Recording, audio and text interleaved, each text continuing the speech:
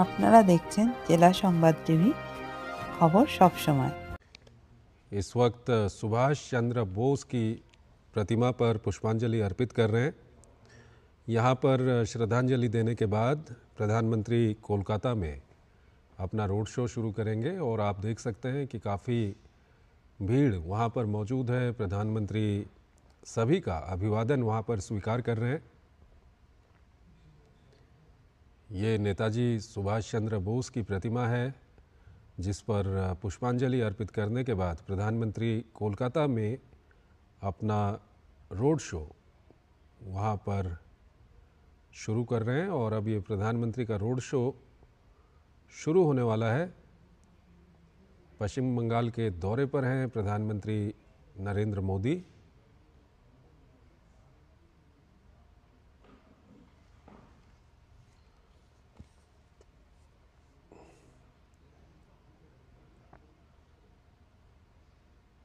तो पश्चिम बंगाल में लोकसभा चुनावों की दृष्टि से काफ़ी महत्वपूर्ण प्रधानमंत्री का ये रोड शो है। सुभाष चंद्र बोस की प्रतिमा पर पुष्पांजलि अर्पित की है प्रधानमंत्री ने और यहाँ से ये रोड शो श्याम बाजार से शुरू होकर शिमला स्ट्रीट स्थित स्वामी विवेकानंद के आवास पर जाकर समाप्त होगा और इस दौरान प्रधानमंत्री बाग बाजार स्थित मां शारदा के आवास पर भी जाएंगे। और फिलहाल ये रोड शो, आपको ये दृश्य हम दिखा रहे हैं पश्चिम बंगाल के कोलकाता से, जहां पर ये रोड शो अब शुरू हो चुका है और काफ़ी वहां पर लोगों को इंतज़ार था प्रधानमंत्री नरेंद्र मोदी का। काफ़ी संख्या में वहां पर लोग जमा हुए हैं, ये आप दृश्यों में देख सकते हैं। और अब प्रधानमंत्री नरेंद्र मोदी का रोड शो कोलकाता में शुरू हो चुका है।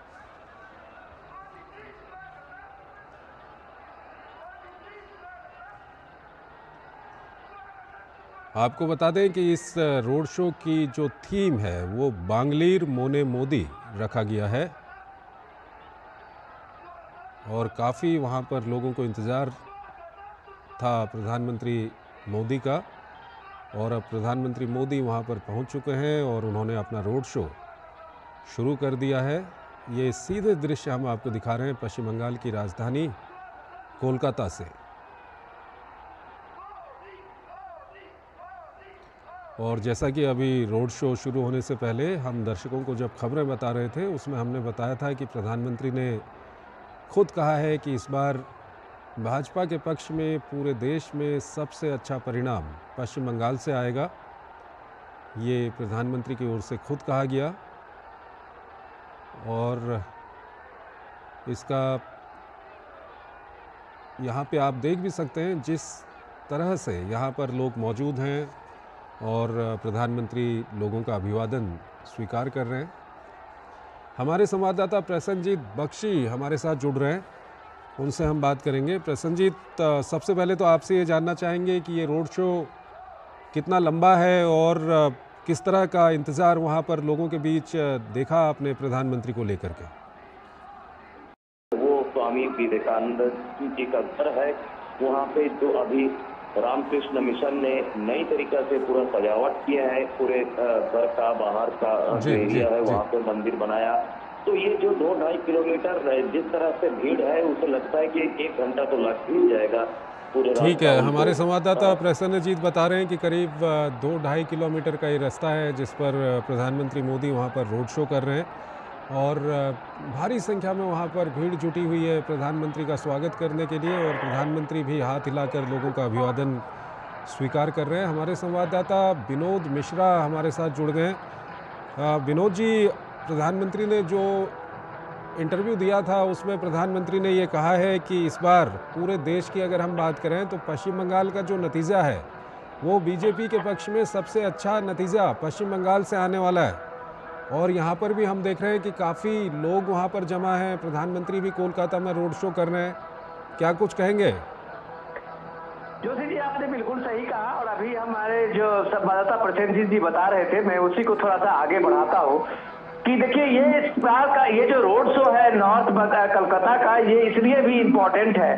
कि लास्ट फेज के इलेक्शन में जो पिछली बार 2019 में बीजेपी की कोई भी एक सीट नहीं हो पाई थी, तो ये एक बीजेपी के लिए चैलेंज था कि लास्ट फेज के इलेक्शन में पश्चिम बंगाल का जो ये कोलकाता सेंट्रिक है, उन सारे सेंट्रिक एक जगह पे बीजेपी अपना एक तरह से आप कहें कि वो पूरा का पूरा अपनी ताकत लगाए हुई, और प्राइम मिनिस्टर के मोदी का आप अगर इधर आप रोड शो देख रहे हैं नॉर्थ कलकत्ता में, तो साउथ कलकत्ता में ममता बनर्जी भी साथ साथ उनका भी रोड शो और उनकी भी रैलियां सब चल रही है। लेकिन जब आपका सवाल है, जब पीएम ने कहा है कि कलकत्ता पश्चिम बंगाल जो है वो बेस्ट परफॉर्मर स्टेट होगा बीजेपी के लिए, तो ये बात कहते हुए उनके बात पे कितना इस बात का दम आप इस बात से समझ सकते हैं कि जो कलकत्ता में जब बीजेपी इतने दिन के संघर्ष के बाद भी कलकत्ता में अपना एक इस तरह का आधार नहीं बना पाया था, और आज के जो कलकत्ता आप देखते हैं तो उसमें आपको लगता है कि एक जन सैलाब सा कलकत्ता के इस 2-2.5 किलोमीटर में उमड़ पड़ा है। और ये जब जन सैलाब आप देखते हैं, लोगों की भीड़ देखते हैं, और लोगों की जो उत्सुकता देखते हैं, और प्राइम मिनिस्टर को देखने के लिए जो ललक देखते हैं अपने अपने मोबाइल फोन में, उस लम्हे को कैद करने की जो लोगों में एक ललक देखते हैं, तो आप कह सकते हैं कि ये जो नॉर्थ कलकत्ता की जिस रोड से पीएम मोदी अभी गुजर रहे हैं, ये एक सामाजिक क्रांति का एक इलाका माना जाता है। ये भारत के जो राजधानी आप कहते हैं कलकत्ता ब्रिटिश काल में कभी रही है का वो गौरव मिला है कलकत्ता को, तो आप ये कह सकते हैं कि सामाजिक परिवर्तन का सेंटर भी कलकत्ता का यही इलाका रहा है। इसी इलाके में आप कह सकते हैं कि नेताजी सुभाष चंद्र बोस से लेके, और आप अगर बात करेंगे तो रामकृष्ण परमहंस की जो अभी आप शारदा माँ के मंदिर में घर पे आपने देखा पीएम मोदी का श्रद्धांजलि सुमन रखते हुए, तो ये आप कह सकते हैं एक कल्चरल सेंटर है पूरे कलकत्ता का। आप कह सकते हैं कि रिफॉर्म्स को लेके भी अगर ये नॉर्थ बंगाल को आप कहें कि ये देश के लिए अग्रणी भूमिका रही है, तो शायद अतिशयोक्ति नहीं होगी। और इस बार जब आप नॉर्थ कलकत्ता में देख रहे हैं कि इस तरह की लोगों की भीड़ और लोगों की ये ललक, तो आप कह सकते हैं कि प्राइम मिनिस्टर मोदी ने जो कहा है कि पश्चिम बंगाल इस बार इनका बेस्ट परफॉर्मर स्टेट होने वाला है, तो शायद कुछ गलत नहीं कहा है। जिस तरह का पश्चिम बंगाल में पीएम ने एग्रेसिवली कैंपेन किया है, जिस तरह से पीएम मोदी ने जो एग्रेसिवली रैलियां किया है, लोगों के एकदम एक इलाके में पहुंचे हैं, और अपने सरकार के जो 10 साल का उनका अपना ट्रैक रिकॉर्ड रहा है उसको लोगों के सामने में रखा है। और इसके बाद जो ममता टीएमसी और सीपीएम और कांग्रेस के रीजन का उन्होंने लोगों के बीच में वो तस्वीरें रखी है, जैसा कि आज भी आप अपने ही बुलेटिन में बता रहे थे कि पीएम आज भी बता रहे थे इस चीज का कि ये कोई अलग नहीं है, ये सारे एक ही है। अगर आप टीएमसी को वोट दो, कांग्रेस को वोट दो, सीपीएम को वोट दो, तो ये एक ही दुकान है, एक ही सेंटर है जहां पे ये वोट पड़ने हैं। तो वो एक तरह से ये बताने की कोशिश कर रहे हैं कलकत्ता में, खास करके पश्चिम बंगाल में, कि बीजेपी एक अलग पार्टी है जो लोकतंत्र की, जो सही मायने में लोकतंत्र है, उसकी जड़ें पश्चिम बंगाल में जो एक तरह से सीपीएम के दौर से उखड़ती गई थी, वायलेंस का दौर था, चाहे प्री पोल का इलेक्शन हो, पोस्ट पोल इलेक्शन हो, अब एक खून रक्त रंजित बंगाल हम लोग देखते रहे हैं। पंचायत के इलेक्शन में आपने देखा, एमएलए के इलेक्शन में देखा, और एमपी के इलेक्शन में अभी आपने 6 फेज के चुनाव के सब होते होते आपने देखा, हर जगह एक वायलेंस का नगारा रहता है। और इसके सामने में जो संदेश खाली का जो ये एपिसोड रहा है, वो भी पूरे दुनिया को और खास करके भारत को, देश को शर्मसार किया है। तो ये 7वें फेज के दौर में जब पीएम मोदी की ये रैली देखते हैं, ये रोड शो आप देख रहे हैं, तो इसका मैसेज 7 फेज के जो चुनाव में जो होने 1 जून को होने वाला है, कमोबेश आपको ये बात मैं एकदम बिल्कुल श्योर कह रहा हूं कि इस बार का जो ये फेज का जो चुनाव है, उसमें बीजेपी का जो कॉन्फिडेंस है, जो पीएम मोदी का कॉन्फिडेंस है, वो सचमुच ये भीड़ और लोगों की ये ललक दिखाती है। ठीक है विनोद जी, आप हमारे साथ बने रहिए। हमारे साथ हमारे संवाददाता विशाल वेरिस्टो हमारे साथ जुड़ गए हैं, वो जहां पर ये रोड शो चल रहा है वहीं पर वो मौजूद हैं। विशाल, किस तरह का उत्साह देख रहे हैं लोगों में आप? देखिए चंद्रशेखर, जब आप ग्राउंड जीरो से बात करते हैं तो आप एग्जैक्ट आपको पता होता है कि क्या सिचुएशन है। देख के सुनी सुनाई बातें करना और ग्राउंड से बोलना ये टोटली डिफरेंट हो जाता है। और ग्राउंड पे मैं जब से आया हूं मैं देख रहा हूं कि लोगों में जबरदस्त उत्साह है और बीजेपी बहुत कॉन्फिडेंट नजर आ रही है, क्योंकि लोगों से बातचीत में पता चल रहा है कि 10 साल का जो ममता बनर्जी का जो रूल रहा है उसको लेकर वो उनमें काफी नाराजगी है। और आज प्रधानमंत्री ने जिस तरह से बात की है, अभी उन्होंने बारासात में रैली की और रैली में उन्होंने ये बता दिया कि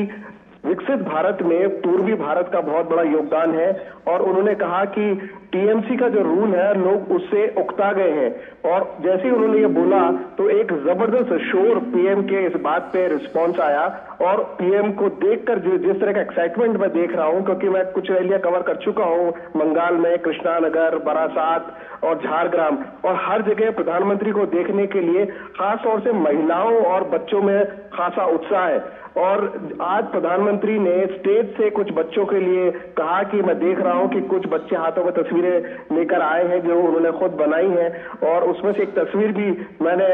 आगे फॉरवर्ड किया जो प्रधानमंत्री ने कहा कि भाई इनकी ये कलेक्ट कर लो। प्रधानमंत्री ने कहा आप इस पे एड्रेस लिख दीजिए, अपना फोन नंबर लिख दीजिए, मैं आपसे खुद बात करूंगा। तो जो इंस्टेंट कनेक्ट प्रधानमंत्री बनाते हैं लोगों के साथ, वो लोगों के दिलों को छू जाता है और यही आज देखने को मिला। और ये जो हुजूम देख रहे हैं आप कलकत्ता के रोड शो का, इसकी एक झलक हमने दिन में देखी थी जब प्रधानमंत्री ने बारासात की रैली ग्राउंड तक पहुंचते हुए दोनों तरफ लोग काफी बड़ी तादाद में उनको देखने के लिए मौजूद थे। तो बीजेपी का जो कॉन्फिडेंस है उसके पीछे प्रधानमंत्री की अपनी लोकप्रियता है और प्रधानमंत्री से जो अपेक्षा है बंगाल की वो जबरदस्त है और हमेशा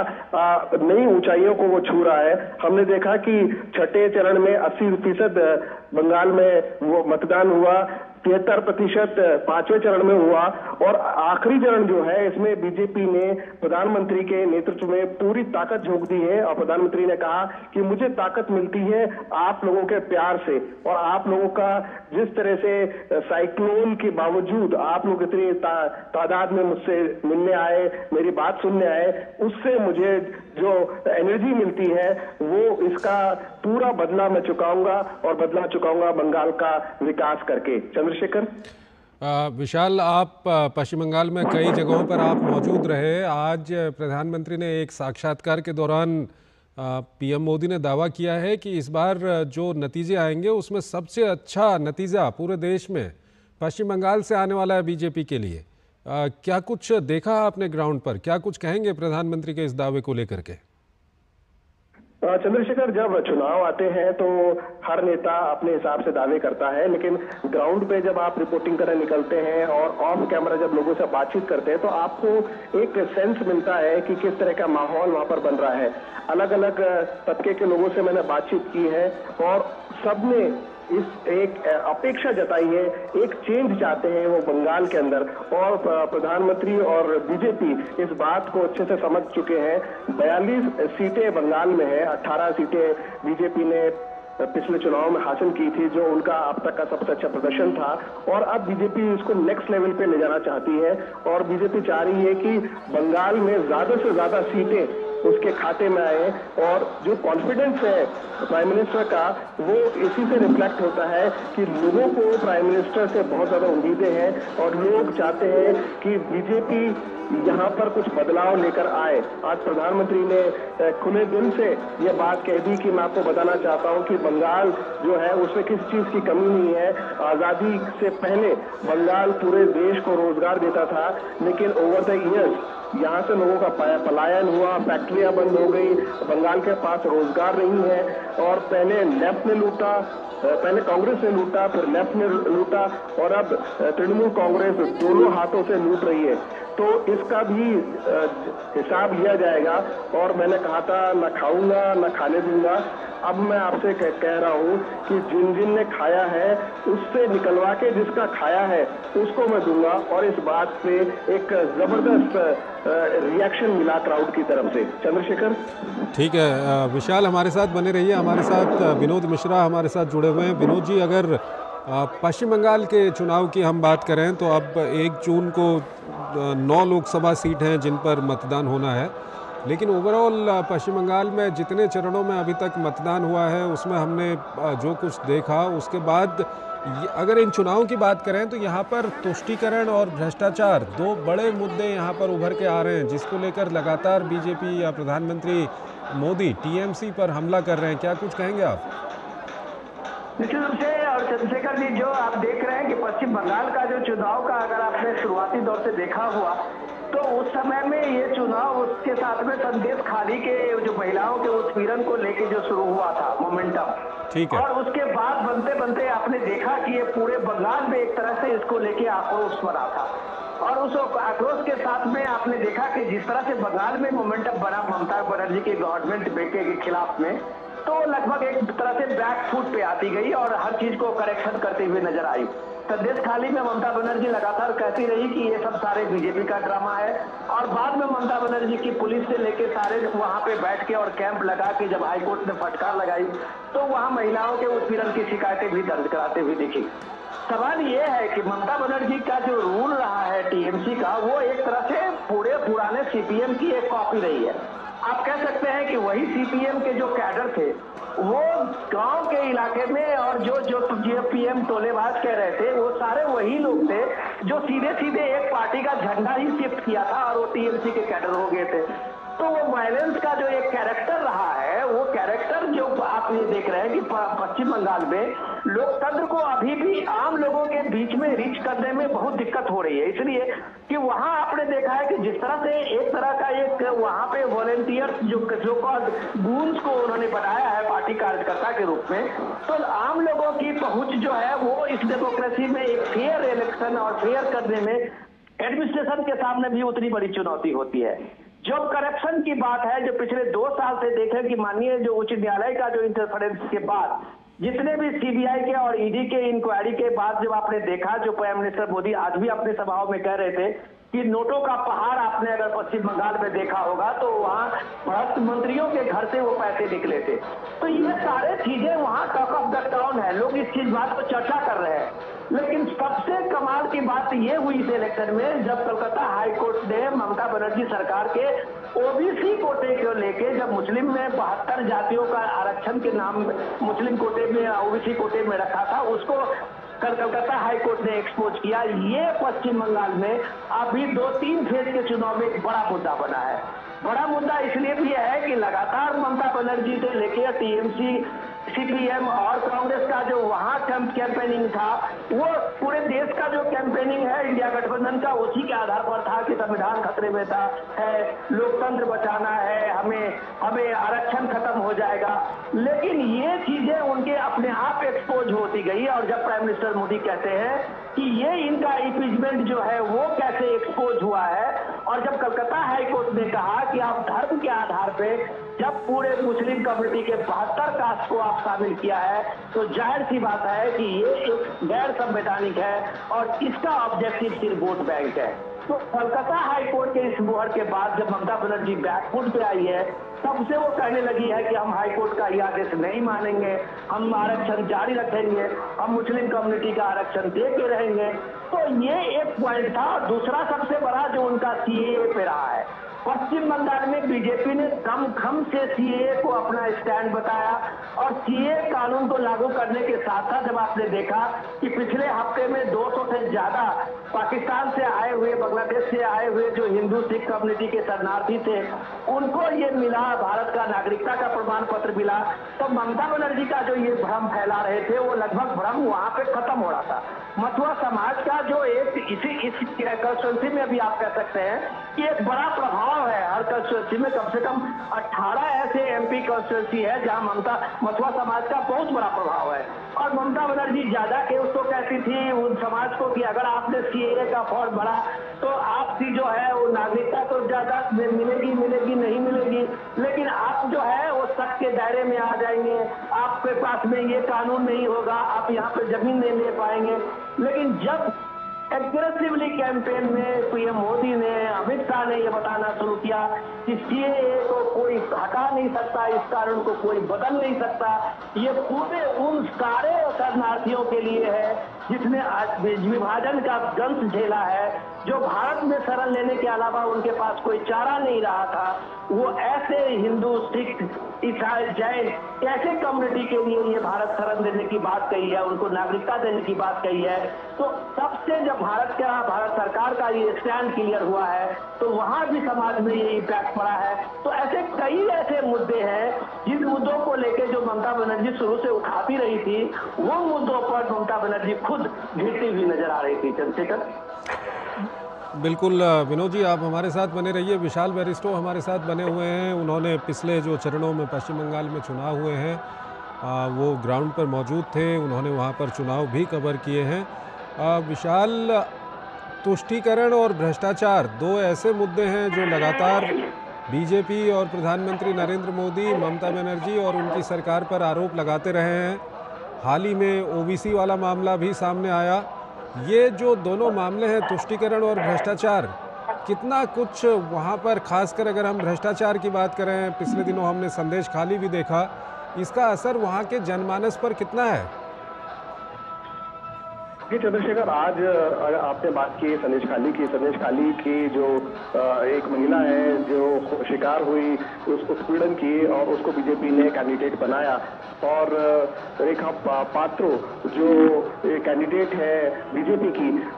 उनके लिए प्रधानमंत्री ने कहा कि आज मैं इनके भाषण को सुन के बहुत अभिभूत हुआ हूं और टीएमसी के पास कोई ऐसा लीडर नहीं है जो इस तरह का भाषण दे सके। और ये हमने बीजेपी ने इनको कैंडिडेट बना के ये बता दिया है कि नारी की अस्मिता को हम कितनी प्राथमिकता देते हैं। इसके अलावा आपने बात की भ्रष्टाचार की, तो अगर आप बंगाल के अलावा ओडिशा और बिहार को भी अगर आप इसमें मिला लें, क्योंकि ये जो पॉपुलेशन है बिहार और उड़िया, ये तीनों स्टेट्स में माइग्रेट करते हैं, और 40 सीटें आपके बिहार की, 21 आपकी उड़ीसा की और 42 आपके बंगाल की। तो बीजेपी ने यहाँ पर फोकस रखा करप्शन और अपीजमेंट, और करप्शन और अपीजमेंट को लेकर बीजेपी बुलडोज कर रही है और वो पूरी तरह से आश्वस्त है कि वो अपने पिछले बार के रिकॉर्ड को वो तोड़ देंगे। और जिस तरह से प्रधानमंत्री लगातार इस इलाके में फोकस कर रहे हैं, खासतौर से बंगाल में, और 2 दिन का दौरा है प्रधानमंत्री का, आज से शुरू हुआ, सुबह से लेकर शाम तक प्रधानमंत्री पूरी एनर्जी के साथ लोगों के बीच में जाते हैं। कल भी उनकी रैलियां हैं, यहाँ पर जनसभाएं हैं, और काकद्वीप पे जहां मैं खुद मौजूद रहूंगा, वहां पर प्रधानमंत्री फिर से एक बार लोगों से मुखातिब होंगे। बार बार वो एक ही बात को उठा रहे हैं कि आप जो लोग हैं बंगाल के, वो एक जुझारू लोग हैं, बंगाल के पास किसी भी चीज की कमी नहीं है। बंगाल ने भारतीय स्वतंत्रता संग्राम में कितना बड़ा योगदान दिया है, बावजूद इसके आज जो आम बंगाली है वो छोटी छोटी चीजों के लिए, बेसिक एम्यूनिटीज के लिए तरस रहा है। और उसकी वजह ये है कि जो ममता सरकार है, करप्शन और अपीजमेंट के अलावा उन्होंने एक काम ये भी किया कि सेंट्रल की जो स्कीम्स थी उसको उन्होंने ब्लॉक किया, और जो केंद्र की योजना है उसको आम जन तक नहीं पहुंचने दिया, गरीब तक नहीं पहुंचने दिया। इस बात को लेकर प्रधानमंत्री बार बार लोगों के बीच में जा रहे हैं, और जाहिर सी बात है करप्शन को लेकर वो बहुत ज्यादा हमलावर है, और उन्होंने कहा कि एक एक चीज का मैं हिसाब लूंगा और आपसे जो छीना गया है वो आपको मैं दूंगा। मैं बंगाल में कुछ वक्त से हूँ, और बंगाल में बार बार प्रधानमंत्री ये कह रहे हैं कि जो मुस्लिम आरक्षण का जो मुद्दा है, खासतौर से जो ओबीसी को लेकर, जिसमें बंगाल भी शामिल है, और उन्होंने ये अपीजमेंट के तहत किया है, लेकिन कॉन्स्टिट्यूशन अलाउ नहीं करता कि आप रिलीजन के बेस के ऊपर आप जो है रिजर्वेशन दो। इसके अलावा प्रधानमंत्री ये भी कह रहे हैं कि देखिए, ये जो टीएमसी है, कांग्रेस है, इंडिया अलायंस है या फिर टीएमसी है, ये कभी बोलते हैं कि हम अलग अलग है, कभी हम कहते हैं कि नहीं हम बाहर से सपोर्ट करेंगे। ममता बनर्जी ने कहा कि मैं 1 तारीख की मीटिंग में नहीं आ सकती क्योंकि इलेक्शंस है, और दूसरा साइक्लोन का भी इफेक्ट है। प्रधानमंत्री ने साफ कहा कि हमारी सरकार यहाँ पर नहीं है अभी, बावजूद इसके हमारी सेंट्रल एजेंसीज ने पूरी तरह से मेहनत की है, और हमने साइक्लोन को अच्छे से कंट्रोल किया। उसके डिजास्टर मैनेजमेंट की भी उन्होंने तारीफ की, आज एनडीआरएफ की भी प्रधानमंत्री ने तारीफ की, और उन्होंने कहा कि केंद्र हर संभव सहायता कर रहा है। तो प्रधानमंत्री बार बार ये बताना चाहते हैं बंगाल के लोगों को, खास तौर से बंगाल की महिलाओं को, कि बीजेपी को अगर आप चुनते हैं तो बीजेपी आपकी सुरक्षा की गारंटी लेता है, बीजेपी आपकी बेसिक एमिनिटीज की गारंटी लेता है, आपके खाने से लेकर आपके किचन और आपके घर। उन्होंने ये भी कहा कि मोदी सिर्फ 4 दीवारी और छप्पर नहीं देता, मोदी जो आपको देता है वो आपको एक घर देता है, एक किचन देता है, एक वॉशरूम देता है, ताकि आप इज्जत के साथ अपनी जिंदगी को जी सके। और यही बंगाल के लिए बहुत जरूरी है। और बंगाल के अंदर जो इंडस्ट्रियलाइजेशन नहीं हुआ, बार बार वो हवाला देते हैं किस तरह से टाटा को यहाँ से मूव करना पड़ा नंदीग्राम से, और किस तरह से नेफ्ट रूल के अंदर फैक्ट्रीज बंद हो गई, बड़ी बड़ी इंडस्ट्रीज बंद हो गई, ताले लग गए। तो अनएम्प्लॉयमेंट का इशू जो बंगाल में बढ़ा, बावजूद इसके कि उसके पास सारी चीजें हैं, उनको रोजगार की तलाश में दूसरे स्टेट्स में जाना पड़ा। तो वो ये कह रहे हैं कि हम ये चाहते हैं कि जो बंगाल डिजर्व करता है हम बंगाल को वो दें, और ये तभी संभव है कि आप अपना वोट इधर उधर डाल के वेस्ट ना करें। अगर आप सीपीएम में भी वोट डालते हैं तो भी वो इंडिया अलायंस के थ्रू टीएमसी के पास जाएगा, लेकिन अगर आप बीजेपी को वोट डालते हैं तो उससे मेरे हाथ मजबूत होंगे। और मैं आपको ये गारंटी देता हूं कि आपका जो छीना गया है वो मैं आपको सूद समेत लौटाऊंगा। चंद्रशेखर।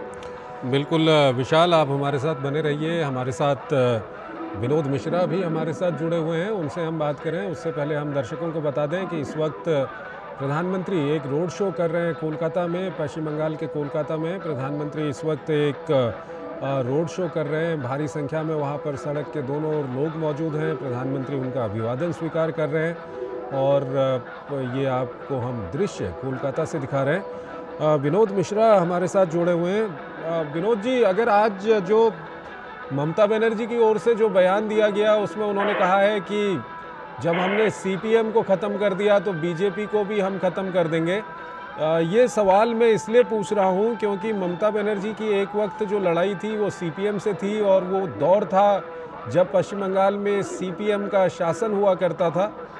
तो क्या ममता बनर्जी ये समझ चुकी हैं कि पश्चिम बंगाल में बीजेपी इस वक्त बहुत बड़ी ताकत बन चुकी है? चंद्रशेखर, मैं आपके सवाल का जवाब देने की कोशिश करूं उससे पहले आज ये अगर आप कलकत्ता में हैं तो श्यामा प्रसाद मुखर्जी की चर्चा करना जरूरी हो जाता है। तो जब आप श्यामा प्रसाद मुखर्जी की बात करते हैं, जनसंघ के संस्थापक श्यामा प्रसाद मुखर्जी थे और वो उस कलकत्ता में आज पीएम मोदी है, तो आप कह सकते हैं कि ये बीजेपी का एक पैतृक इलाका है। पैतृक इलाका मैं इसलिए कह रहा हूं कि ये अगर बीजेपी के शीर्षस्थ पुरुष का नाम अगर ले 2-4 में तो श्यामा प्रसाद मुखर्जी सबसे पहला नंबर आते हैं। और उस श्यामा प्रसाद मुखर्जी के कलकत्ता में अगर आप पीएम मोदी है तो जाहिर सी बात है कि उनके अंदर में एक अपना वो भाव है जो अपने संस्थापक के उस शहर में उस इलाके में है। तो वो श्यामा प्रसाद मुखर्जी की बातों को जब हम आप देखते हैं कि एक जम्मू कश्मीर की जो आप आज देख रहे हैं बदली हुई हालत और नया कश्मीर की आप बात करते हैं आर्टिकल 370 एब्रोगेशन के, तो वो लड़ाई लड़ने वाला भी श्यामा प्रसाद मुखर्जी ही थे। जिस श्यामा प्रसाद मुखर्जी का एक देश एक विधान एक निशान का संकल्प लेके वो जब जम्मू कश्मीर में वो क्रॉस किए थे, कठुआ बॉर्डर से वहाँ लखनपुर बॉर्डर क्रॉस किए थे, तो शेख अब्दुल्ला सरकार ने उनको अरेस्ट कर लिया। नेहरू जी की सरकार थी केंद्र में और उसके बाद रहस्यमय तरीके से जब उनको अरेस्ट करके रखा गया था तो उनकी मौत हो गई थी। तब से बीजेपी का वो स्लोगन जारी रहा और वो जारी रहा पिछले 40-50 साल तक कि जो जहां बलिदान हुए मुखर्जी वो कश्मीर हमारा है। आपको याद होगा बीजेपी ने अपने स्तुति भाव में उस श्यामा प्रसाद मुखर्जी को सामने में रखा और पीएम मोदी जब जब भी जम्मू कश्मीर की बात करते हैं तो श्यामा प्रसाद मुखर्जी को सबसे पहला नाम लेते हैं। तो बीजेपी का ये पश्चिम बंगाल से एक वो पुराना नाता है, वो ऐसा संबंध है जो ममता बनर्जी सिर्फ एक डायलॉग देके उसको नहीं खत्म कर सकती। वहाँ बीजेपी की जड़ें हैं, वहाँ बीजेपी के लिए वहाँ पे संघ का एक बड़ा काम है। साथ साथ बीजेपी के साथ साथ जब हिंदू संस्कृति की बात आप करते हैं उसके सारे संस्थापकों के भाव में, आदि पुरुष के भाव में आप पश्चिम बंगाल के इस कलकत्ता के नॉर्थ कलकत्ता के सेंटर में आप देख सकते हैं। जहां रामकृष्ण मिशन से लेके आप नरेंद्र स्वामी विवेकानंद मिशन से लेके आप जितने, जिसको ममता बनर्जी अभी कह रही थी कि ये सन्यासी नहीं बीजेपी के एजेंट है, तो इसी रोड पे पिछले एक हफ्ते बाद पहले आपने देखा होगा कि रैलियां साधु संतों ने निकाली थी, एक बड़ा प्रदर्शन किया था जिसपे प्रधानमंत्री मोदी अभी जा रहे हैं उसी रोड पे। तो ये भाव एक है, लोगों को इस बात का हमेशा अंदेशा रहती है कि ममता बनर्जी के तुष्टीकरण में शायद भारत की जो भारतीयता है, सनातन की जो संस्कृति है, वो कहीं से खत्म होती जा रही है। जब ये मोदी कहते हैं कि पश्चिम बंगाल में अगर हमारी सरकार बनेगी तो यहाँ रामनवमी भी होंगे और दूसरे उत्सवों की तरह यहाँ भी हिंदुस्तान के जो उत्सव है वो मनाए जाएंगे, तो ये लोगों को आह्लादित करता है, जिससे ममता बनर्जी सरकार ने पिछले वर्षों में छीन लिया था। तो आप इस बात को, ममता बनर्जी के उस दावे की कोई अहमियत नहीं रहती है। जहां तक रही बात कि ममता बनर्जी का जो पॉलिटिक्स है इंडिया गठबंधन में, वो एकला चलो के साथ साथ जब वो एक फ्रंट पे आती है, जैसे 1 जून को इंडिया गठबंधन ने अभी अपना एक मीटिंग कॉल किया है और ममता बनर्जी ने साफ साफ मना कर दिया है कि मुझे इंडिया गठबंधन की मीटिंग में नहीं जाना है, हमारी अपनी और पहले से शेड्यूल्ड है। तो इसका मतलब सीधा सीधा है कि ममता बनर्जी कांग्रेस के नेतृत्व में, जिस तरह से कांग्रेस ने एक तरह से गठबंधन को अपने हाथ में लिया है, तो ऐसे गठबंधन में ममता बनर्जी नहीं जाएगी। और ममता बनर्जी ने इसके संकेत इलेक्शन में लास्ट फेज में दे रहे हैं कि हम इंडिया गठबंधन को बाहर से सपोर्ट करेंगे। इसका मतलब वो ये भी कह रही है कि हम गठबंधन में नहीं है। तो ममता बनर्जी की लड़ाई पश्चिम बंगाल में जो एकला चलो का है, वो उनका एग्जिस्टेंस का सवाल है। और एग्जिस्टेंस का सवाल इसलिए भी है कि पश्चिम बंगाल में ममता बनर्जी का ये 13-14 साल का जो टेन्योर शासन रहा है, वो अपने लोएस्ट स्पॉट में है। जब प्राइम मिनिस्टर मोदी अभी जितनी भी रैलियां हैं, उस रैली में जब वो सारी चीजों का लोगों के सामने में रखते हैं, अपनी सरकार की उपलब्धि और ममता बनर्जी सरकार की उपलब्धि, जब पीएम कहते हैं कि हम जो भारत का जो विकसित भारत की बात करते हैं, वो पश्चिम बंगाल के बिना विकसित भारत का संकल्प कैसे पूरा होता है। आज का जो भारत है, वो भारत आप एक ग्लोबल प्लेटफॉर्म पे एक विकसित भारत के रूप में भारत की एक पहचान बनी है। और उसमें जब ये ग्लोबल हब भारत बना है, टूरिज्म को लेके, टेक्सटाइल को लेके, डिजिटल को लेके, नए नए इन्वेंशन को लेके, उसमें बंगाल कहाँ रह गया है। तो जो बंगाल इंडस्ट्री के रूप में आप कह सकते हैं पूर्वी भारत का या पूरे नॉर्थ इंडिया का एक सेंटर होता था, वो ममता बनर्जी के सरकार में 1 रुपये का कोई इन्वेस्टमेंट नहीं आया, कोई इंडस्ट्री नहीं लगी। तो ये बात लोगों को, इस भीड़ में, लोगों की इस ललक में प्राइम मिनिस्टर मोदी से वो उम्मीदें जगती है। वो उम्मीदें जगती है जब प्राइम मिनिस्टर मोदी विकसित भारत की बात करते हैं, तो पश्चिम बंगाल में खास करके शहरी इलाकों में ये अब लगने लगा है कि शायद पीएम मोदी के रास्ते पे इन सारे शहरी इलाकों का वही जो एक ग्लोबल हब बनता जा रहा है भारत के अन्य शहर, उस शहर का दर्जा भी कभी पश्चिम बंगाल का भी होगा। उस शहर का जो डेवलपमेंट है कभी देश के दूसरे राज्यों के बड़े शहरों की तरह होगा। ये ललक भी आपको कलकत्ता के इस रैलियों में दिख रहा है, इस रोड शो में दिख रहा है। जो ये सारी चीजें जो है वो आप एक देश के फलक पे जब देखते हैं और पश्चिम बंगाल कैसे पीछे छूटता गया है, तो लोगों के सामने में आज पीएम मोदी है जो एक उम्मीद जगाती है, एक भरोसा देता है। और यही भरोसा जो है लोगों को इतने भारी तादाद में आप देख रहे हैं कलकत्ता के इस व्यवसायी और एक इस शहर के भीड़ भाड़ वाले इलाके में रोड के दोनों बगल में लाखों लोग जमा हुए हैं। तो ये एक उम्मीद की मोदी है और मोदी की जो गारंटी है वो सच में देश के आम लोगों को इस मन में बताता है कि कोई गारंटी का मतलब मोदी की गारंटी होती है। चंद्रशेखर, ठीक है विनोद जी, आप हमारे साथ बने रहिए। विशाल बैरिस्टो हमारे साथ बने हुए हैं। विशाल, इस बार के अगर हम चुनाव की बात करें तो बीजेपी की ओर से बार बार ये भी आरोप लगाए गए कि पश्चिम बंगाल में राज्य की मशीनरी और पुलिस का दुरुपयोग भी किया जा रहा है, जिसमें से एक आरोप ये था कि जो प्रधानमंत्री मोदी का ये रोड शो हो रहा है, इसको लेकर के भाजपा आईटी सेल के हेड अमित मालवीय ने आज सवेरे 2 वीडियो भी डाले थे और उनका आरोप ये था कि आधी रात के बाद ममता बनर्जी के निर्देश के तहत कोलकाता पुलिस प्रधानमंत्री के रोड शो के मार्ग के विभिन्न बिंदुओं पर बनाए गए स्टेज को हटा रही है। उनके पास सारी मांगे हैं, वो अस्वीकार नहीं करेंगे लेकिन अनुमति भी नहीं देंगे। क्या कुछ कहेंगे इसको लेकर के, जो पश्चिम बंगाल सरकार की मशीनरी का दुरुपयोग को लेकर के सिर्फ चुनावों के वक्त नहीं बल्कि चुनाव से पहले भी जब वहाँ पर ईडी की छापेमारी या इस तरह की बातें आती हैं, सीबीआई की छापेमारी की बात आती है, ये कितना बड़ा मुद्दा बन रहा है इस बार? देखिए चंद्रशेखर, जब हम पिछड़े राज्यों की बात करते हैं तो बिहार और बंगाल का नाम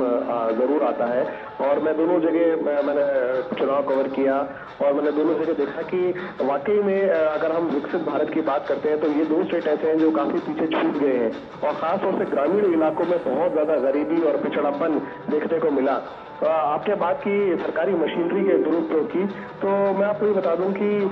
ये बात जरूर है और खुद हमारे सहयोगियों ने इस बात को महसूस किया। आज प्रधानमंत्री की रैली थी और उससे पहले पुलिस कमिश्नर कोलकाता ने एक आदेश निकाला कि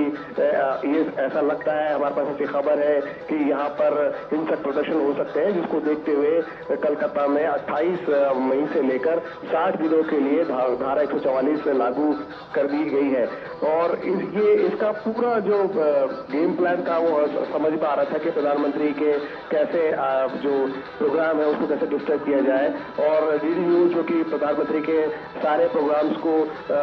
बहुत अच्छे से कवर करता है, तो काफी दिक्कतें आई हमारे डीएसएजीज लगाने में, उन्होंने अड़चनें पैदा करी, कैमरे के राइजर नहीं बनाने दिए और बार बार उन्होंने हमको परेशान करने की कोशिश की। तो ये जो ट्वीट में जो बात कही गई है वो हमारा जो पर्सनल एक्सपीरियंस है, मैं उसे बता रहा हूँ कि वो उसको क्वांटिफाई करता है कि काफी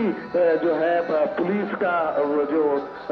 जिस तरह से इंस्ट्रक्शन है उनके पास उनके सुपर बॉसेस से, तो उसके तहत जो है ये एक जरूर कोशिश की जाती है। लेकिन उस कोशिश के पीछे चंद्रशेखर हमको ये बात समझना होगा, ठीक है ये बंगाल श्यामा प्रसाद मुखर्जी की जन्मस्थली है, लेकिन इतना जरूर है कि ये टीएमसी के लिए अस्तित्व की लड़ाई है। और चूंकि ममता बनर्जी का एक लंबा राज है, एंटी इनकम्बेंसी काफी डेवलप हो चुकी है, संदेश खाली के नाम पे पूरा उनका एक धब्बा लगा उनकी सरकार के ऊपर की है, महिलाओं की अस्मिता की सुरक्षा नहीं कर सकती सरकार, जो माँ माटी मानुष का नारा देती है, जो एक ब्रिज का नाम भी माँ के नाम पे रखती है। और ऐसे में अगर माँ सुरक्षित नहीं है तो फिर महिला मुख्यमंत्री होने का क्या मतलब है। तो ये एक अस्तित्व की लड़ाई है टीएमसी के लिए। और अब जबकि प्रधानमंत्री का रोड शो चल रहा है, ऐसे में ममता बनर्जी भी पूरे कलकत्ता में जगह जगह रैलियां कर रही हैं और काफी जगह हमें ट्रैफिक कंजेशन भी देखने को मिल रहा है, डाइवर्जन भी देखने को मिल रहा है। और वो सिर्फ इसलिए किया जा रहा है ताकि चेक एंड मेट किया जाए, प्रधानमंत्री के हर मूव को चेकमेट करने की कोशिश कर रही है ममता बनर्जी और उनके पार्टी फंक्शनरी। और इसमें उनके साथ स्टेट गवर्नमेंट का पूरा मशीनरी भी जुड़ा हुआ है। लेकिन जब हम बात करते हैं बंगाल के चुनाव की, तो मैं इतना जरूर बता दूं चंद्रशेखर की मैंने बात की थी, एक महिला कैंडिडेट है जून मालिया, उनसे मैंने बात की तो उन्होंने कहा कि देखिए चुनाव के अंदर हिंसा होती है, लेकिन अगर टीएमसी के लोगों को, मिदनापुर से वो कैंडिडेट थी, मैंने उनसे पूछा है कि क्यों बार बार बंगाल का नाम हिंसा से जुड़ता है खासतौर से चुनाव के अंदर, तो उन्होंने कहा कि हाँ ये ऐसा नहीं होना चाहिए, लेकिन अगर हमारे को प्रोवोक करेंगे बीजेपी वाले तो हम रिस्पॉन्ड करेंगे और हम अपने लड़कों को रोक नहीं पाएंगे। तो उन्होंने साफ तौर पर माना कि टीएमसी के जो काडर है वो हिंसक हो जाता है, वो अग्रेशन के साथ आगे बढ़ता है। और मैंने खुद इस बात का मैंने एक्सपीरियंस किया जब मिथुन दा, जिन्हें यहाँ पर मिथुन दा कहते हैं, मिथुन चक्रवर्ती का रोड शो था अग्नि मित्रा पॉल के समर्थन में, जब वो बुद्धापुर में रोड शो कर रहे थे तो अचानक टीएमसी के काडर की तरफ से पानी की बोतलें फेंकी गई और एक बड़ी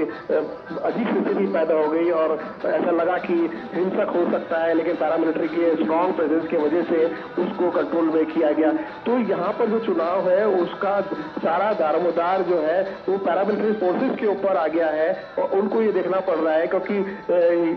स्टेट पुलिस जो है वो कई जगह ये देखा गया है कि वो अपना रोल अच्छे से नहीं निभा रही है और वायलेंस को कंट्रोल करने भी वो इनकेपेबल रही है और फेल भी हुई है। तो ऐसे में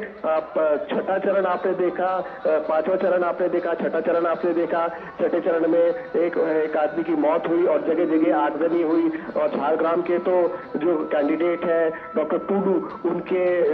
सिक्योरिटी पर्सन को, उनके पीएस को, उनको चोट भी आई। तो ये अब 7वें चरण में जो बिल्कुल क्लाइमैक्स है, ऐसे में जो टेम्पर्स है वो बहुत हाई है। और ये अगर सेफ और फ्री एंड प्रिपेयर की तो मैं बात ही नहीं कर रहा हूँ, मैं बात कर रहा हूँ अगर सेफ भी अगर चुनाव आयोजित हो जाते हैं तो ये एक बहुत बड़ी कामयाबी होगी सेंट्रल पैरामिलिट्री फोर्सेस की और चुनाव आयोग की, क्योंकि डर इस बात का है कि अब 7वें चरण जो आखिरी बचा है जिसमें कलकत्ता में चुनाव होना है, कहीं हिंसा और ना बढ़ जाए। चंद्रशेखर। हाँ बिल्कुल विशाल, विनोद जी हमारे साथ बने हुए। विनोद जी, बंगाल की राजनीति का हिंसा का इतिहास रहा हुआ है, कभी वहाँ सीपीएम के कार्यकर्ताओं और तृणमूल के कार्यकर्ताओं में झड़प देखी जाती थी, काफ़ी हिंसा देखी जाती थी। इस बार सबसे अच्छी बात यह है कि 6 फेज़ हो चुके हैं और कोई बड़ा ऐसा मामला आया नहीं। हालांकि 6ठे फेज़ का जब चुनाव हो रहा था उस वक्त बीजेपी के एक उम्मीदवार को तृणमूल के कार्यकर्ताओं ने पत्थरबाजी की थी, उसकी गाड़ियां तोड़ दी थी, उसका जो सिक्योरिटी गार्ड था उसके सर में भी चोट आई थी। हिंसा और बंगाल की राजनीति और हिंसा को लेकर के क्या कुछ कहेंगे? विनोद जी, मेरी आवाज आ रही है? आज का जो थीम है, आज का नॉर्थ कलकत्ता का जो ये आप देख रहे हैं रोड शो पीएम मोदी का, तो बड़ा ही सुंदर सा नाम है बंगाली मोने मोदी। बंगाल के मन में मोदी जो है वो इस थीम से आज का ये रोड शो का आप जब नजारा देखते हैं और जब मैं देखता हूँ रोड शो के दोनों के साथ में चलते हुए लोगों का हुजूम और उसके साथ में जो वहाँ लोकल आर्टिस्ट सब का जो आप देख रहे हैं कि जिस तरह से उस कारवा को आगे बढ़ाते हुए लोकल लोग वहाँ पे चल रहे हैं अपने नृत्य और अपने आर्ट का प्रदर्शन करते हुए, तो आप कह सकते हैं कि बंगाल के मन में मोदी जो है वो एक यहाँ के सीन में एक आपको एक अलग सा तस्वीर बनाते हुए दिखता है। इस दृश्य को जब आप देखते हैं तो पश्चिम बंगाल का जो इतिहास रहा है रक्त रंजित बंगाल का, तो उसमें आपको लगता है कि बंगाल जो है उन सब चीजों से एक आगे बढ़ना चाह रहा है। आगे मैं इसलिए बढ़ना चाहने की बात आपको कह रहा हूँ कि उस समय में जब पश्चिम बंगाल में यह आरोप ममता बनर्जी पे हमेशा लगता रहता है कि टीएमसी का ये जो पश्चिम बंगाल के पुलिस फोर्स है वो एक तरह से उसके कार्यकर्ता बन जाते हैं इलेक्शन के प्रोसेस से लेके और इलेक्शन के पोलिंग तक पे। लेकिन इस बार जब इलेक्शन कमीशन की वहाँ इस कॉन्फिडेंस देने के लिए पैरामिलिट्री फोर्सेस की जो वहाँ व्यवस्था है और उसके साथ साथ में वहाँ पे इतने सैकड़ों वहाँ ऑब्जर्वर लगाए गए हैं, तो जाहिर सी बात है वो कंट्रोल तो कम से कम इलेक्शन कमीशन का है। उसमें आप नहीं कह सकते हैं कि फ्री एंड फेयर इलेक्शन कराने में कोई शको शुबा की बात होगी। हाँ, एक चरित्र रहा है वहाँ इस तरह का जो दंगे और फसाद का चरित्र रहा है, उससे आप इनकार नहीं कर सकते हैं कि प्री पोल और पोस्ट पोल में इस तरह की संभावनाएं बनती है। लेकिन सबसे बड़ी कमाल की बात यह है कि जब पीएम मोदी आज भी कह रहे थे कि पश्चिम बंगाल में जो उनके कार्यकर्ता है वो जिस भाव से एक उठ खड़े हुए हैं इस सरकार को खपकर के तृणमूल सरकार के अगेंस्ट में, तब आप इस तरह की चीजें नहीं चलता है, ये विरोध ज्यादा दिन नहीं चलता है जब जनमानस उठ खड़ा होता है। जैसे आपने संदेश खाली में देखा, जब सारी महिलाएं एक गांव की उठ खड़ी हुई तो ममता बनर्जी के सारे पुलिस एडमिनिस्ट्रेशन और प्रशासन की बातें धरी की धरी रह गई थी। तो जब लोग खड़ा होता है, जब आप इस भीड़ को देखते हैं छतों पे, आप जब देख रहे हैं कि सड़कों पे निकले हुए लोग रोड शो में प्राइम मिनिस्टर मोदी का अभिवादन करते हुए, तो बंगाल के मन में मोदी का जो ये थीम है, तो आप ये महिलाओं को चीयरिंग करते हुए जब आप देखते हैं तब आप कह सकते हैं कि ये एक बड़ा परिवर्तन पश्चिम बंगाल में दिख रहा है, जिसका एक संकेत प्राइम मिनिस्टर मोदी के इस नॉर्थ कलकत्ता के इस रोड शो में आप देखते हैं। तो ये साधारण सी बात नहीं है। ममता बनर्जी एक हम्बल बैकग्राउंड से आने वाली महिला है, कोई दो मत नहीं है इसमें। माँ माटी मानुष की राजनीति करते हुए पश्चिम बंगाल में उन्होंने अपनी अच्छी जगह बनाई थी। खास करके आप अभी भी कह सकते हैं कि शहरी इलाकों में बीजेपी की पैठ नहीं हो पाई थी। पिछले 2-3 इलेक्शन में गांव में बीजेपी की पैठ बहुत जबरदस्त है। ग्रामीण इलाकों में बीजेपी ने पिछली बार भी 18 सीटें जीती थी। अगर वोट परसेंटेज में आप 2019 का ले तो टीएमसी का 43% था, तो बीजेपी ने वहां 41% वोट सिक्योर किया था। तो सिर्फ 2% बीजेपी अभी पीछे रही है 2019 में। इस बार का नजारा इतना बदला हुआ है जब आप कह सकते हैं कि अगर ये शहरी मतदाता जिस रोड शो के से आप गुजर रहे हैं और पश्चिम बंगाल में ये लास्ट फेज होने वाला चुनाव है, उस चुनाव में शहरी मतदाताओं का एक बहुत जबरदस्त प्रभाव पड़ता है। तो इसका नतीजा आप कह सकते हैं कि बीजेपी का स्ट्राइक रेट 2019 के मुकाबले में 2024 में बहुत जबरदस्त स्ट्राइक रेट होने वाला है। इसलिए पीएम मोदी कहते हैं कि हमारे सबसे ज्यादा अगर बीजेपी कहीं से बेस्ट परफॉर्मेंस स्टेट कोई होगा तो पश्चिम बंगाल होगा। वो कॉन्फिडेंस आपको इस रोड शो से में भी दिखता है। अगर पश्चिम बंगाल के शहरों में, खासकर के कलकत्ता राजधानी में, लोगों का ये हुजूम आप देखते हैं, लोगों की इस हुजूम की उत्सुकता देखते हैं, लोगों की एक ललक देखते हैं, बंगाली मोदी के लिए ये आप एक जोश देखते हैं, तो ये आप कह सकते हैं कि बंगाल के मन में मोदी है।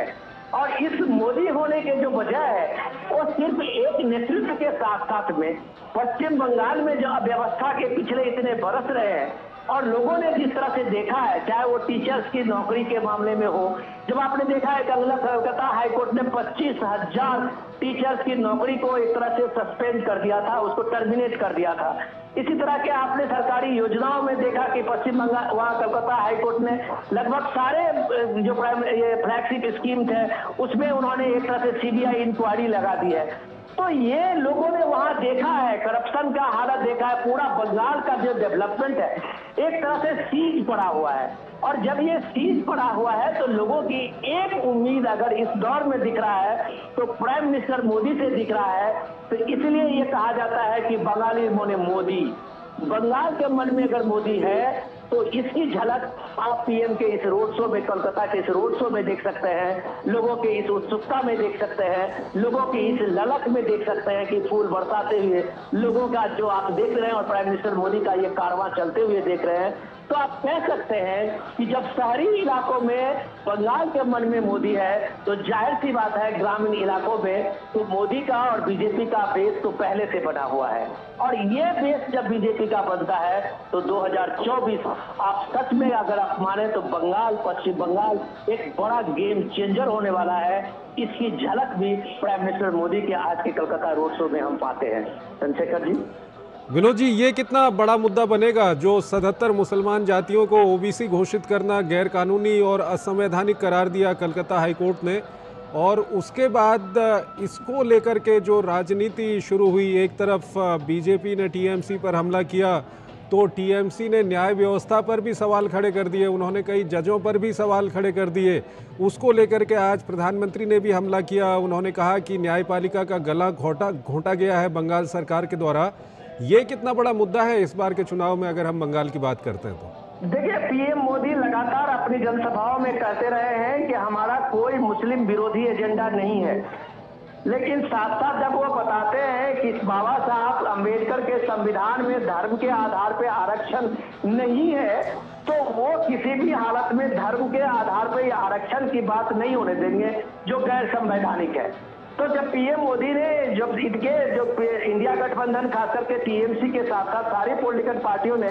ये एक तरह से लगातार एक मुद्दा उठाया था, इसको बनाया था कि आरक्षण खत्म हो जाएंगे, उसके बाद का नतीजा आप देखिए कि कलकत्ता हाईकोर्ट का ये जजमेंट ने ये पूरे नैरेटिव को एक्सपोज कर दिया।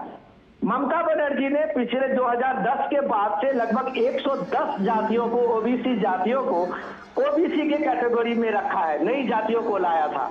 अब उस 110 जातियों में अगर 78, 72, 72 अगर चंद्रशेखर जी वो सीधे मुस्लिम कम्युनिटी से है तो आप कह सकते हैं कि वो सीधे सीधे ओबीसी के आरक्षण के साथ में एक अन्याय है। 120 जातियों में अगर 72 सीधे सीधे मुस्लिम जातियों का आता है तो आप कह सकते हैं कि दूसरे ओबीसी पिछड़ा वर्ग जो है उसके कोटे में कितनी सीटें रह जाती है। मतलब 70 से 72% आप कह सकते हैं कि सिर्फ ओबीसी में सिर्फ मुस्लिम जातियों के लिए रिजर्व हो जाती है। तो ये सवाल कोलकाता में खासकर के पश्चिम बंगाल में एक बड़ा आप कह सकते हैं कि लोगों का एक चर्चा में है कि लोगों को ये लगने लगा है कि आप चोर दरवाजे से आप धर्म के आधार पे ये आरक्षण की बात करके आपने एक तुष्टीकरण की राजनीति की है। इस आरक्षण को आप एपीजमेंट की राजनीति आपने की है जो कांग्रेस ने कर्नाटक में की है, आंध्र प्रदेश में की है, तेलंगाना में की थी, केरल में सीपीएम सरकार ने की थी। तो इस तरह का जहां जहां जिस पार्टी को लगा है उसने अपने इस आरक्षण को बैकडोर से लाने की कोशिश की है। तो ये ओबीसी को लेके जो पिछड़े वर्ग के लोग हैं उनके अंदर ये चेतना जरूर बनी है कि उनके साथ एक धोखा हुआ है। जो पार्टी ये बात की सफाई लोगों में बता रहे थे कि यह बीजेपी को 400 सीट क्यों चाहिए तो वो आरक्षण खत्म कर देंगे, उनको ये बात सामने में ये बात पता लगा है कि वो आरक्षण तो खत्म करने की बात तो कभी कहा नहीं, लेकिन इन्होंने बैकडोर से आरक्षण खत्म कर दिया। तो ये चीजें एक बड़ा सवाल है जो ममता बनर्जी के माँ माटी मानुष को एक बड़ा डेंट देने वाला है। इसके साथ में अगर आप देखिए तो पश्चिम बंगाल में जो सबसे बड़ा अभी आज की तारीख में ये है, आज का इशू है, वो इंफ्रास्ट्रक्चर का है। पश्चिम बंगाल हमेशा एक इंडस्ट्री के रूप में कलकत्ता उसका एक सेंटर रहा है, जो पूर्वी भारत से लेके उत्तर भारत का एक कलकत्ता इसका एक बड़ा सेंटर हुआ करता था। तो जिस दौर में पूर्वी भारत का डेवलपमेंट आज अगर देखिए तो नॉर्थ ईस्ट से लेके कनेक्टिविटी पूरे भारत का एक जाल बिछा हुआ है, रोड का, हवाई जहाज का, वाटरवेज का। और इसमें अगर पश्चिम बंगाल अपने उस बिजनेस के एक्टिविटीज को बढ़ा नहीं रहा है तो ये जरूर वहां के लोगों के बीच में एक फ्रस्ट्रेशन है कि शायद ममता बनर्जी की जो पॉलिसी रही है और उस पॉलिसी के चलते पश्चिम बंगाल काफी पिछड़ गया है। तो पश्चिम बंगाल में सिर्फ वोट की राजनीति करते हुए पश्चिम बंगाल में अपनी पार्टी को, टीएमसी को एक तरह से एक सर्वाइवल देने के लिए ममता बनर्जी जो पॉलिसी बनाती रही है, उसमें बंगाल का एक समग्र विकास का जो डेवलपमेंट था, वो चाहे उनका टूरिज्म का दार्जिलिंग हो या पहाड़ के और दूसरे इलाका हो, सारे इलाके टूरिज्म के नक्शे से लगभग कट्टे से चले गए थे। तो ये सारी चीजें जब आप इन सारी इलाकों में देखते हैं, कोलकाता में आप प्राइम मिनिस्टर मोदी की इस रैली में देखते हैं, तो शायद लोगों के मन में ये भरोसा जगा है कि डेवलपमेंट का, विकास की जो धारा पूरे भारत में चली है, उसी धारा से खास करके पश्चिम बंगाल को भी जोड़ना जरूरी है। और ये पश्चिम बंगाल तब जुड़ेगा जब प्राइम मिनिस्टर मोदी को यहाँ से प्राइम मिनिस्टर बनने के लिए एक मजबूत समर्थन होगा। ये अभिव्यक्ति आप लोगों की इस रैली में देख रहे हैं, इस जोश में देख रहे हैं, इसके जोश में देख रहे हैं कि सारे लोग, चाहे कोलकाता के ऊंचे वर्ग के हों, नीचे निम्न वर्ग के लोग हों, चाहे वो बिजनेसमैन हो, चाहे वो छोटे कारोबारी हो, कारीगर हो, सारे लोग अपने सब कुछ छोड़ के आज प्राइम मिनिस्टर मोदी के स्वागत में नॉर्थ ब्लॉक कलकत्ता के आशीष रोड शो में दोनों बगल खड़े हुए हैं। तो आप कह सकते हैं कि बंगाल के मन में मोदी है, जो आज के रोड शो का थीम है वो साफ साफ आपको दिख रहा है। ठीक है, विशाल भी हमारे साथ जुड़े हुए हैं। विशाल, हालांकि ये जो मुद्दा है ये पिछले 4-5 दिन में ही ये मुद्दा डेवलप हुआ है, क्योंकि जो 77 मुसलमान जातियों को ओबीसी घोषित करना गैर कानूनी और असंवैधानिक करार दिया गया कलकत्ता हाई कोर्ट की ओर से, उसके बाद लगातार बीजेपी भी टीएमसी पर हमलावर है, टीएमसी न्यायपालिका पर भी सवाल उठा रही है। ग्राउंड पे कितनी गूंज है इस मुद्दे की? देखिए चंद्रशेखर, मैं बार बार यही बात बोल रहा हूँ कि अगर आप ग्राउंड पे हैं, अगर आप ग्राउंड कवर कर रहे हैं तो आपको ग्राउंड रियलिटीज के बारे में ज्यादा पता रहेगा। इसलिए मैं आपको ये बोल रहा हूँ, आपका ये जो सवाल है कि लोगों का क्या रिएक्शन है, प्रधानमंत्री ने आज स्टेज पे जब ये बोला कि आप न्यायपालिका पर सवाल उठा रहे हो तो क्या जजों के पीछे भी तुम अपने गुंडे छोड़ दोगे, जब प्रधानमंत्री ने यह सवाल किया तो पब्लिक का बहुत जबरदस्त रिस्पांस था। और इसी से आप इस बात का अंदाजा लगा सकते हैं कि ये जो हाई कोर्ट का डिसीजन आया है, इसका टाइमिंग बहुत इंपॉर्टेंट है। इलेक्शन चल रहे हैं, 7वां फेज बाकी है और ये फर्दर पोलराइज कर देगा चीजों को। और ये जो है टीएमसी इस बात को लेकर बहुत ज्यादा चिंतित है कि उनको एक तरह से ये दिखाया जा रहा है कि जहां वो बात करती है माँ माटी मानुष की, ऐसे में वो मुस्लिम अपीजमेंट का जो उस पर आरोप लग रहा है उसको हाई कोर्ट ने उस पर स्टैंप लगा दी है। और ये जो टाइमिंग है ये उसके लिए बहुत एक, जैसे कि बोलते हैं कि एक डेथ सेंटेंस की तरह आया है, क्योंकि बंगाल का जो साइक रहा है, जो साइकोलॉजी रहा है, वो लेफ्ट खत्म हुआ, लेफ्ट का कार्डर शिफ्ट हो गया टीएमसी में। कोई भी पार्टी अपने कार्डर के नाम पे जानी जाती है। अगर हम बीजेपी की बात करते हैं तो बंगाल में बीजेपी का कार्डर इतना ज्यादा स्ट्रांग नहीं है अभी भी, तमाम रैलीज के बावजूद, अगर हम कंपेयर करें हम टीएमसी से। लेकिन जो टीएमसी के सामने जो सबसे बड़ा खतरा अब खड़ा हो गया है, जो लोग बातचीत में कर रहे हैं कि अगर टीएमसी ये चुनाव हार जाती है तो स्टेट इलेक्शन से पहले टीएमसी का जो कार्डर है वो बीजेपी में जा सकता है, क्योंकि वो यूथ है। यूथ फोर्स को आप किसी भी तरह गाइड कर सकते हैं, उसको एक मिशन चाहिए, उसको एक डायरेक्शन चाहिए। और जब उसको लगेगा कि ये पार्टी के ने मुझे मेरा मिसयूज किया और जो सामने जो पार्टी है वो मुझे एक उद्देश्य दे रही है, तो ये विवेकानंद ने कहा था, awake arise and stop not till the goal is reached. तो जो युवा है वो उसमें डाइवर्ट हो जाएगा। और टीएमसी के सामने अब ये सबसे बड़ा खतरा है कि कहीं वो अपना काडर ना खो दे बीजेपी को। और यही बीजेपी जानती है कि उसके पास ये सबसे अच्छा मौका है। प्रधानमंत्री की बार बार रैलियां, प्रधानमंत्री की मौजूदगी, प्रधानमंत्री का भाषण, प्रधानमंत्री का व्यक्तित्व, प्रधानमंत्री का डायरेक्ट कनेक्ट करना लोगों से, और प्रधानमंत्री के लिए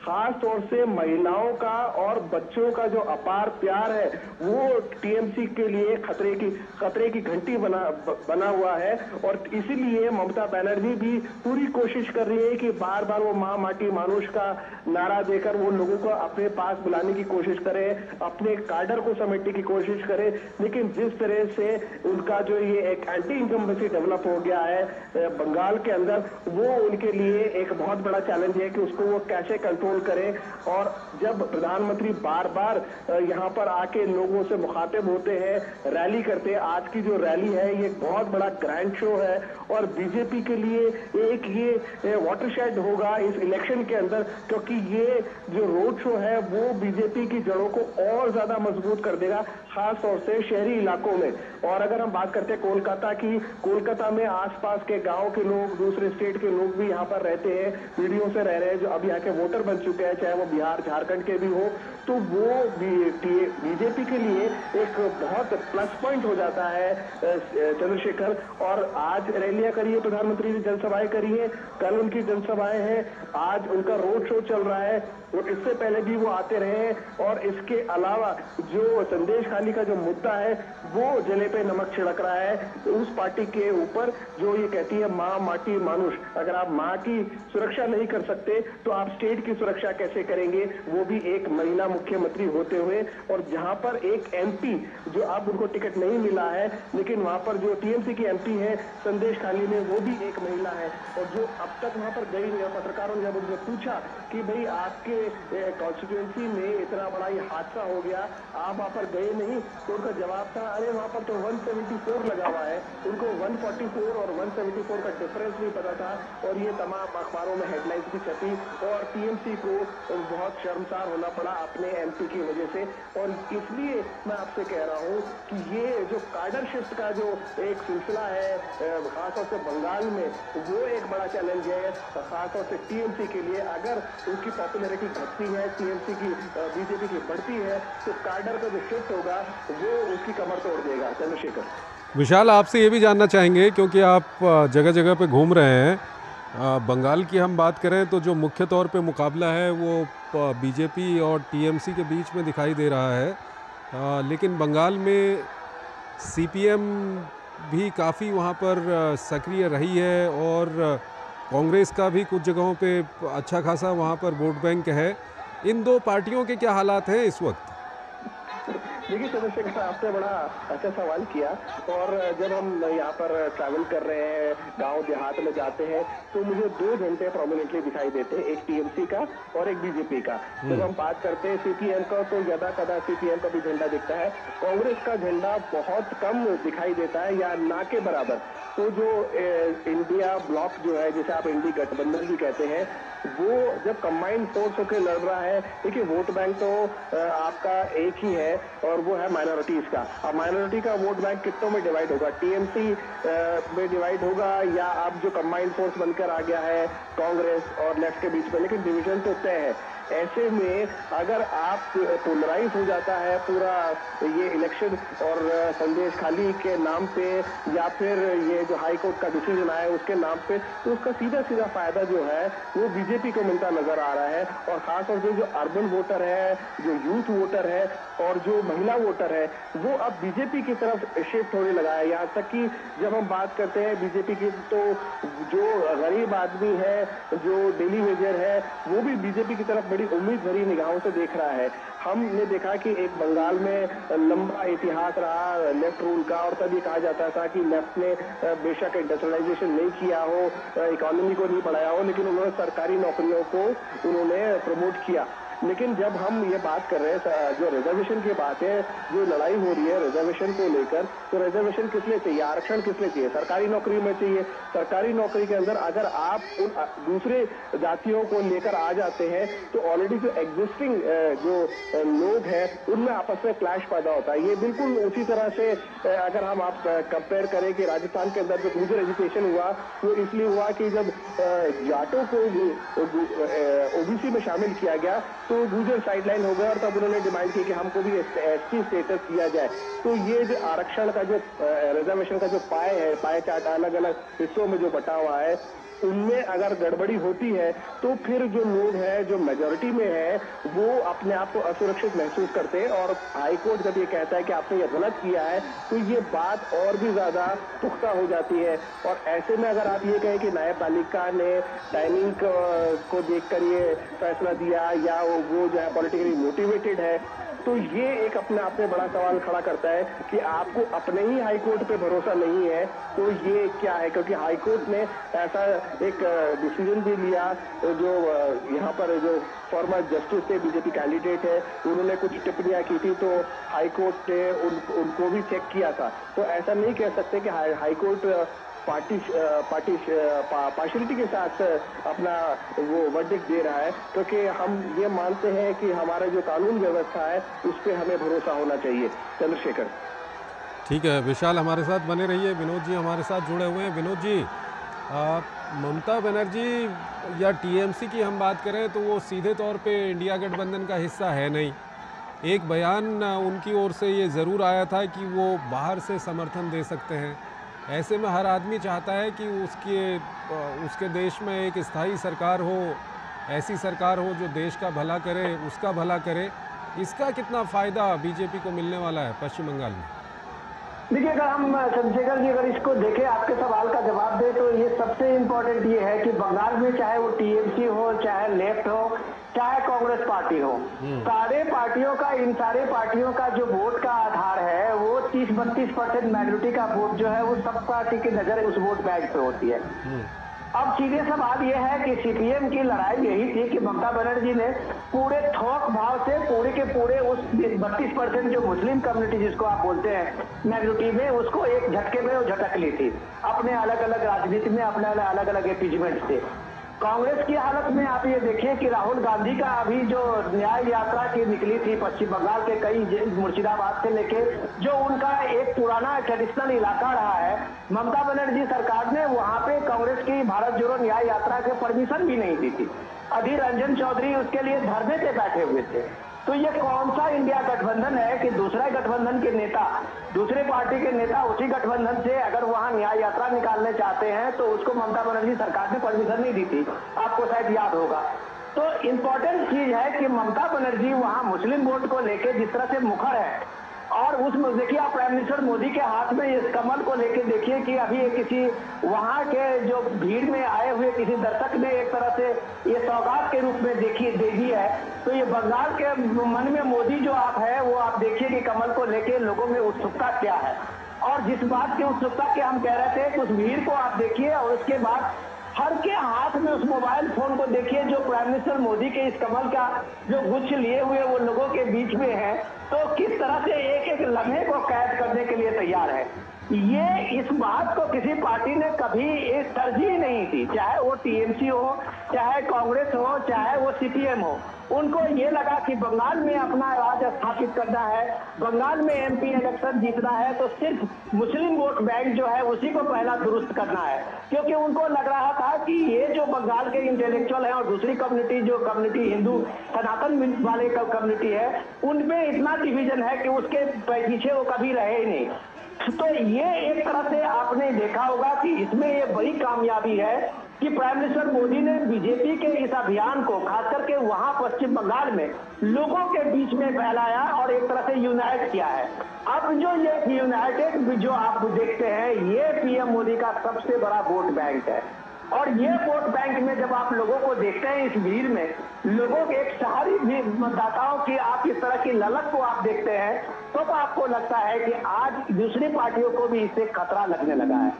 तो यही कारण है कि ममता बनर्जी अकेला चलो का नारा देती है कि वो सीपीएम और कांग्रेस से अलग दिखना चाहती है, लेकिन अलग दिखने के साथ साथ में वो अपने जो वोट बैंक है उससे अलग वो नहीं होना चाहती। इसलिए अगर कांग्रेस ने अभी तक यूसीसी पे, सीएए पे कोई क्लियर स्टैंड नहीं लिया है, लेकिन ममता बनर्जी पब्लिक रैलियों में कहती है कि पश्चिम बंगाल में हम यूसीसी लागू नहीं होने देंगे।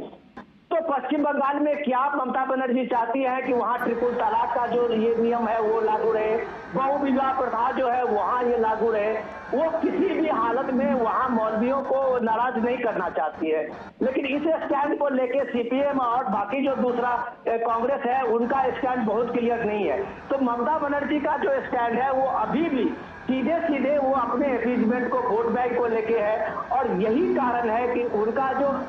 इतना वो एक ओवरडोज अपीजमेंट है उसका रिएक्शन आप पश्चिम बंगाल में देख रहे हैं, कोलकाता के इन सड़कों पे देख रहे हैं। जब रामनवमी का जुलूस निकलता है तो उसको पुलिस बैरिकेड करती है, परमिशन नहीं दिया जाता है। 4 दिन तक लगातार इसी शहर के इसी सड़क पे वहां दंगा होता है रामनवमी के जुलूस में, रामनवमी के त्योहार में, चाहे वसंत पंचमी के मूर्ति विसर्जन में। तो ये बात लोगों को लगने लगा है कि क्या पश्चिम बंगाल में सनातन के लोगों को, हिंदू के जो धर्म के मानने वाले लोग हैं, उनके पर्व त्योहार को जो मानने वाले लोग हैं, उनको आजादी नहीं है। और ये बात साफ साफ दिखता लगता है कि हर त्योहार के समय में आप पश्चिम बंगाल में किसी न किसी तरह का उपद्रव देखे होंगे, किसी तरह का रायत देखे होंगे। तो ये चीज एक पीएम मोदी से उनके सिक्योरिटी का भी एश्योरेंस मिलता है कि कम से कम ये इन्हें लगता है कि उनकी जो धार्मिक आजादी है वो पश्चिम बंगाल में अगर सुरक्षित होगी जब वहां बीजेपी मजबूत होगी। तो ये सारा रिएक्शन आप जब देखते हैं, तब ये कलकत्ता की सड़कों पे आप देख रहे हैं, लोगों के इस हुजूम में आप देखते हैं, तो वो भी एक रिएक्शन है।